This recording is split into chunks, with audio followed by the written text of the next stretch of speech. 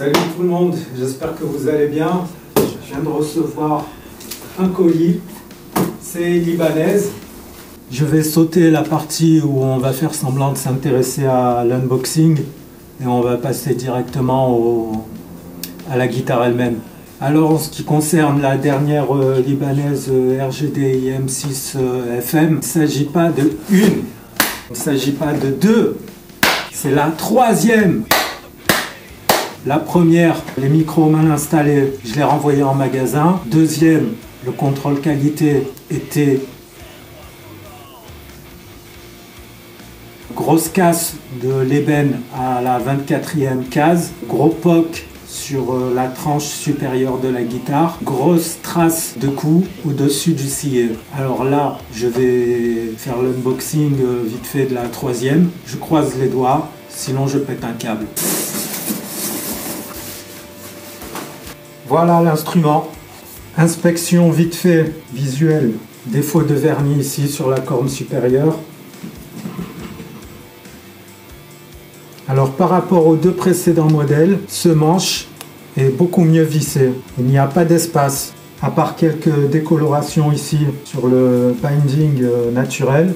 Rien à signaler. Il y a des traces de peinture là. Le dos du manche au niveau de la volute, je ne sais pas si ça va se voir. Moi je constate une légère trace de coup. Heureusement que ce n'est pas dans les frettes supérieures. Alors, le travail des frettes.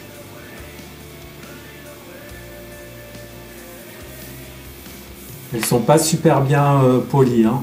La touche, l'ébène est beaucoup plus claire que sur les deux modèles précédents. Il y a de la texture, il est moins dense. Les frettes sont un peu sales. Il y a le repère Luminlace à la 5e case qui est mal fait. Là, à la 5e case, le cercle est plus petit. Il est mal fini en fait. Là. Il y a un peu la 7e case aussi. Pour le reste, ça va. Là, j'insiste sur les défauts parce que, je le répète, c'est ma troisième commande. Donc là, je vais passer au branchement et on va voir, bonne ou mauvaise surprise, avec le son de la pièce.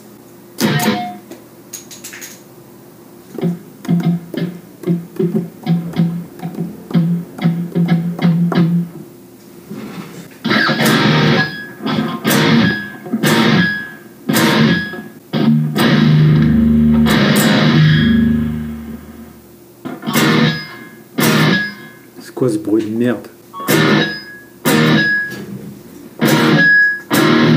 C'est dû à quoi ce bruit?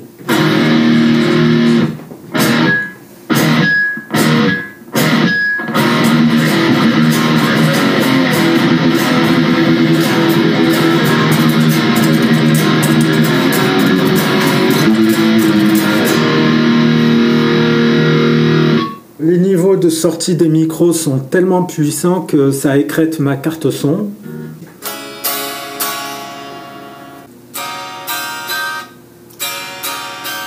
Donc il va falloir que je les baisse un peu. J'ai mis un chouchou, une bande de mousse provisoire. Ensuite, en baissant les micros, je me suis rendu compte que c'était mal fait là. Vous voyez les deux, hop, là, c'est mal fini là. Pareil ici. Alors les micros sont en direct mount, donc c'était difficile de les baisser. Le chevalet n'a pas l'air terrible. Ça le fait encore, mais moins. Ce qui est dérangeant, c'est que je ne peux pas utiliser ces micros à plein potentiel en fait, bien près des cordes. Là, ils sont vraiment éloignés. Là, les cordes sont vraiment éloignées du micro.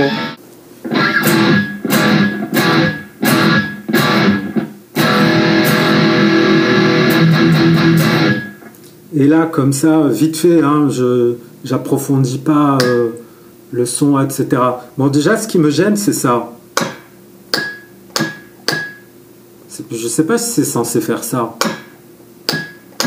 Et pareil là, imagine tu joues en concert, tu dois changer de micro, et ça te fait ça, tu l'entends en plein jeu. Je sais pas d'où ça vient, si c'est la lutherie générale, l'assemblage, les micros qui sont ultra puissants, je sais pas. Même en mode passif, ça fait ça. Donc là, je n'écrète plus la carte son. Voilà, c'est censé être OK.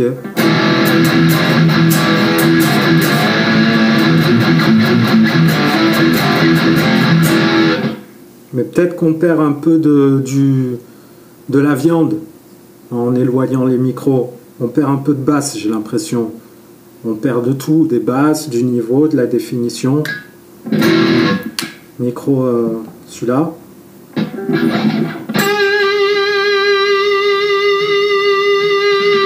Ce qui est bien, c'est qu'il y a vraiment un bon sustain.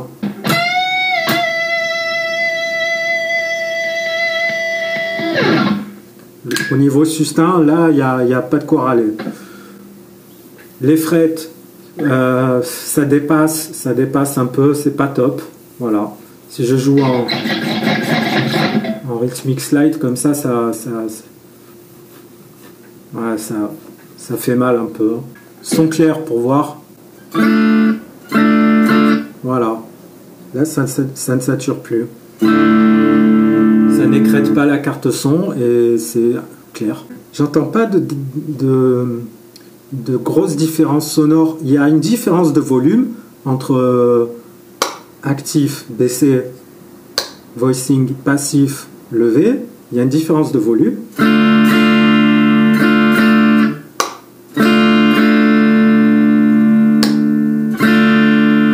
Mais je retrouve pas ce feeling passif que j'ai sur quasiment toutes mes grattes. Micro-manche. C'est brillant pour du micro-manche. Il y a plus de basse. Il y a plus de basse dans le passif. Ça crunch encore là.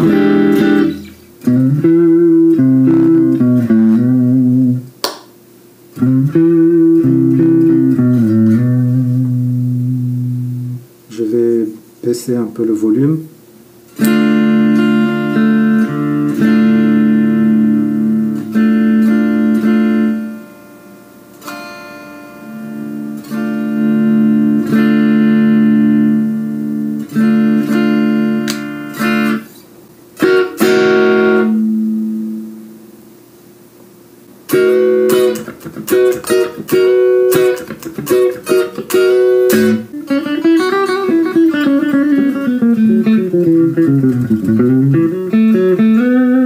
Clairement, le son clair,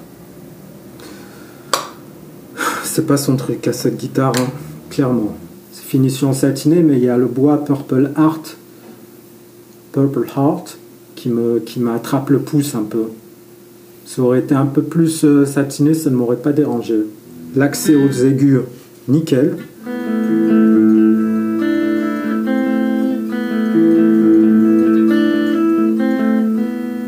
Alors là, le multiscale rend le jeu en arpège un peu plus difficile pour le placement de la main gauche. Par exemple, si je joue un La et que je veux rajouter ça, le petit doigt là, la troisième case, sur une guitare standard, mon petit doigt serait là.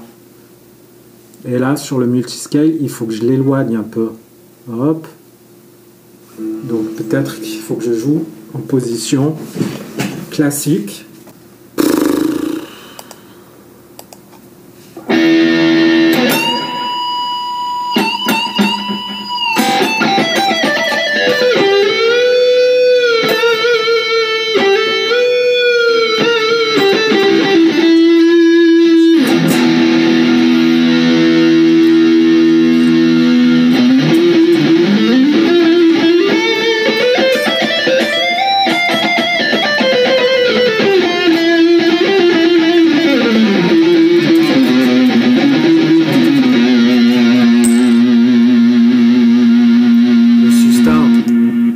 Le sustain est à tomber par contre.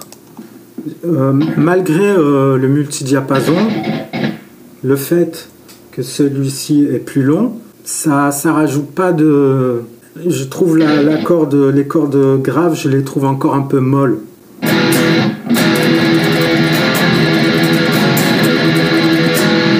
Copyright. Alors, test avec la Jackson, King V, micro en hauteur.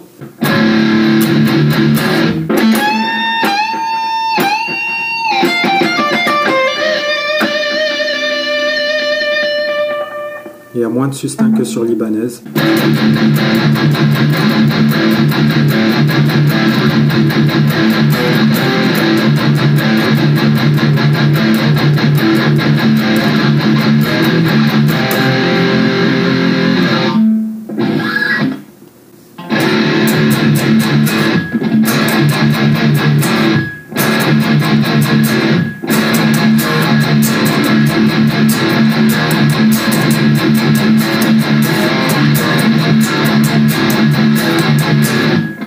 Donc je l'ai accordé en Ré, c'est mou, c'est hyper mou.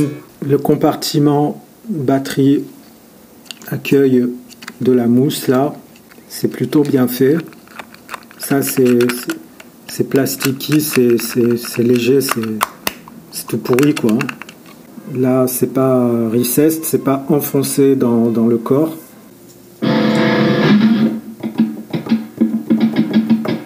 Imaginez, vous êtes en concert et il y a toujours ce bruit constant, les mouvements contre votre corps.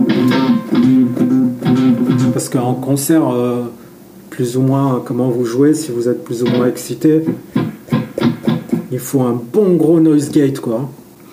Donc, verdict général de la guitare, elle est sur le marché à 899.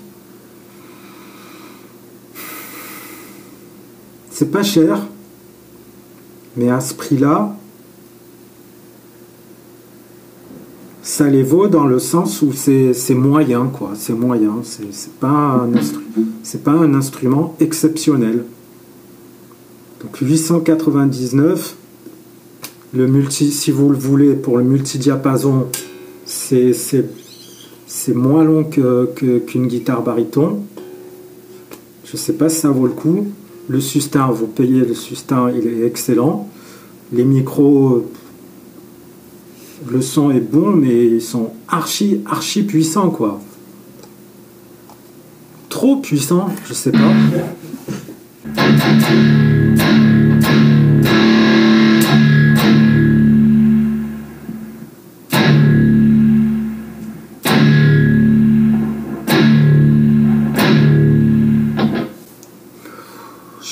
Je sais pas si je la garde. Hein. Parce que je me vois déjà, si j'enregistre avec, il va falloir que je cut toutes ces queues de fin d'accords. Surtout si je joue en pseudo-gent, là, comme ça. De devoir couper ça à chaque fois. Je vais refaire encore un AB vite fait.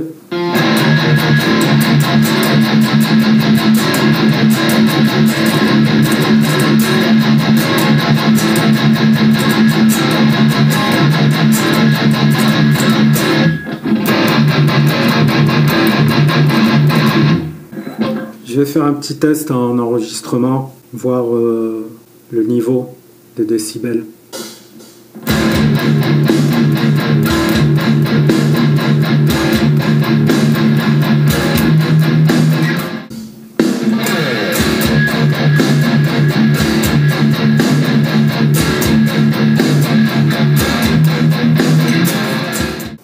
Là, c'est le niveau Active Jackson et à côté, c'est le niveau de sortie des Fishman Fluence.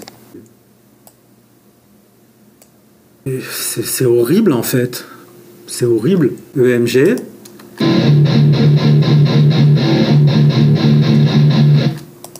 Fishman.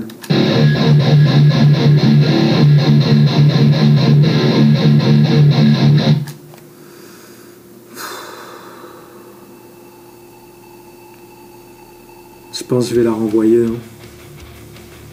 Il y a des guitares Des fois, tu les prends direct, tu sais que c'est bon.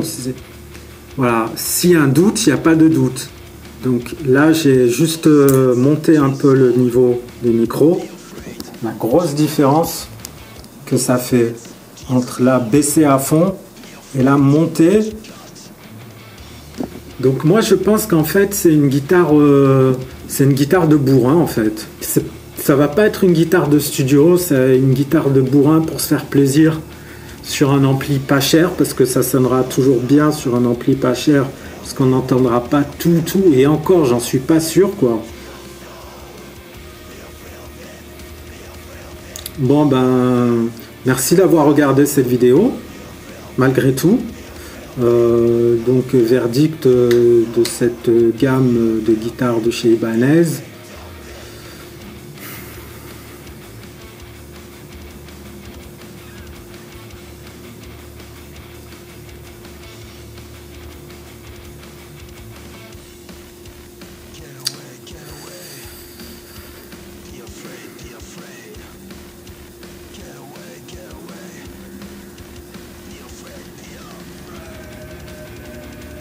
À la prochaine.